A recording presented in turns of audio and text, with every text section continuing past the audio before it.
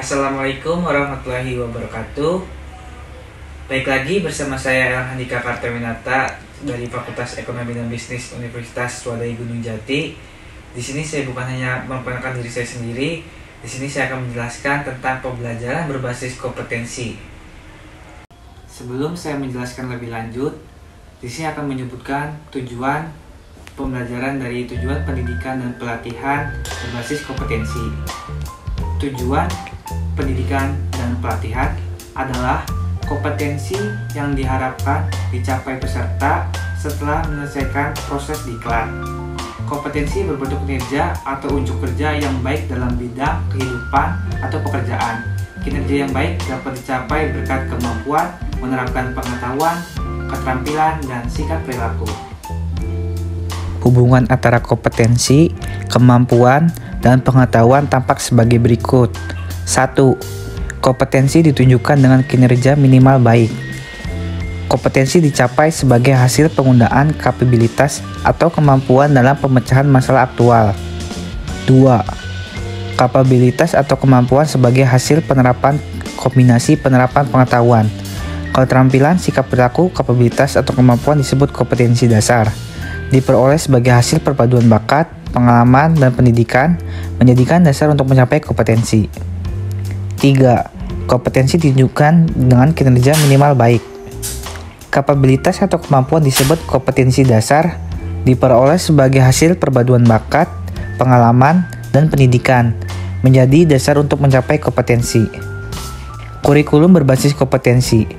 Kurikulum berbasis kompetensi adalah kurikulum yang ditunjukkan untuk menciptakan tamatan yang kompeten dan cerdas dalam membangun identitas budaya dan bangsanya. Kompetensi yang dikembangkan berupa keterampilan dan keahlian bertahan hidup dalam perubahan, pertentangan, ketidakmenentuan, ketidakpastian, dan kerumitan dalam kehidupan. Desain dan pengembangan sistem. Desain dan pengembangan sistem pembelajaran dengan seluruh komponen di dalam harus difokuskan pada tujuan pembelajaran yang berisi kompetensi. Pembelajaran berbasis kompetensi tidak hanya difokuskan pada pencapaian peserta diklat, tetapi juga pada pencapaian pengajar.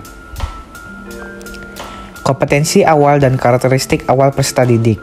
Pihak pertama adalah pihak yang paling berkepentingan dalam hasil pembelajaran di masa depan. Mereka adalah pihak yang perlu dibantu penyelenggara diklat untuk membangun cita-citanya atau peserta didik. Pihak kedua adalah penyelenggara diklat, di dalamnya termasuk pengajar dan pengelola satuan pendidikan.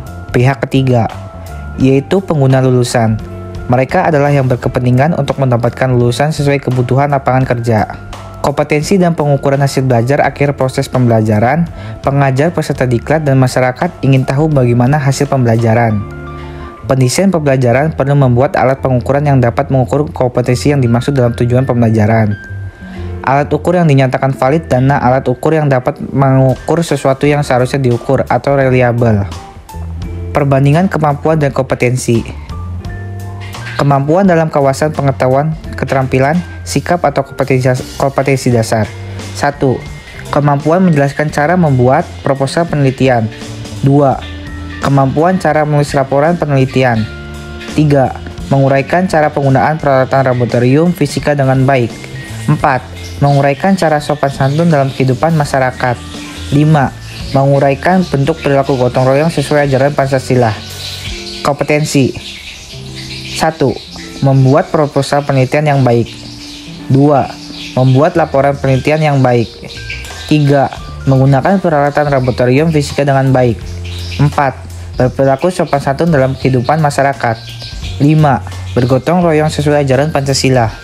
Hubungan kompetensi dan strategi pembelajaran. Pertama, menentukan tahapan dan langkah kegiatan pembelajaran dengan urutan isi yang diarahkan pada pencapaian kompetensi.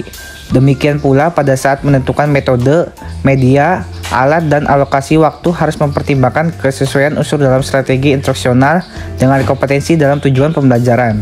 Kedua, pengajar melaksanakan rencana strategi pembelajaran yang telah disusun dengan memasukkan upaya pemberian motivasi sepanjang proses pembelajaran, agar peserta didik memfokuskan perhatiannya pada seluruh pembelajaran. Upaya pemberian motivasi berupa pemberian pujian, penguatan, pemberian, latihan relevan, dan menanamkan keyakinan kepada peserta didik bahwa ia bertahap akan berhasil mencapai kompetensi yang akan pada tujuan pembelajaran. Pendesain pembelajaran diharapkan dapat melaksanakan kegiatannya secara bertahap, yaitu 5J. Hubungan kompetensi dan pengajar fasilitator.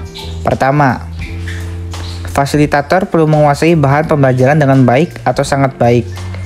Dengan penguasaan bahan pembelajaran, ia akan mampu tampil meyakinkan pada saat mempresentasikan isi bahan atau saat menjawab pertanyaan peserta didik.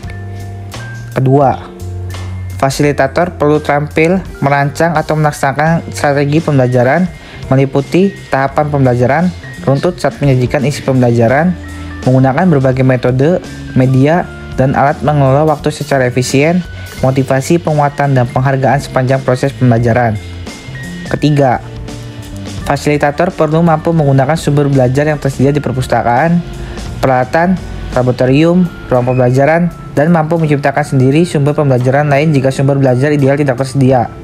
Keempat, fasilitator mampu merancang dan menggunakan alat pengukuran yang baik sesuai kompetensi dalam tujuan pembelajaran. Alat pengukuran yang baik dilihat dari validitas, reliabilitas, dan kepraktisan penggunaannya. Kelima, fasilitator mampu memperoleh dukungan tenaga kependidikan dan pengelola satuan pendidikan di tempat kerja.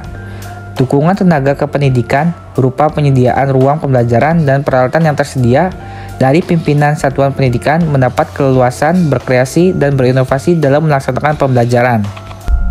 Sekian dari saya, semoga video saya buat bisa bermanfaat. Kurang lebihnya mohon maaf. Wassalamualaikum warahmatullahi wabarakatuh.